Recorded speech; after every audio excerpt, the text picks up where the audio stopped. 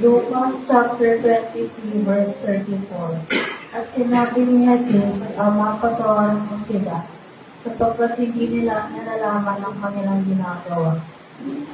Tinatawad po tayo ni Jesus at binigyan ng pagkakataon dahil marami na tayong nagawang kasalanan. Dahil hindi daw po tayo aware sa mga ginagawa natin. At sana po ngayong tinatawag na tayo ng Panginoon ay maging aware na po tayo. At dapat din po sumunod kay Jesus dahil nais na ay kaputihan at kapayapaan. Para ng pamamahinga mayroong sa paralisado na nais pagpagamot ni Jesus. Ngunit merong kapag gumawa ng mabuti, hindi lamang si Jesus, meron pa rin, merong mahadlang upang hindi mo makagawa ng mabuti. Kahit yung mga tao, nabangan nila kung si Jesus ay sinubok nila kung si Jesus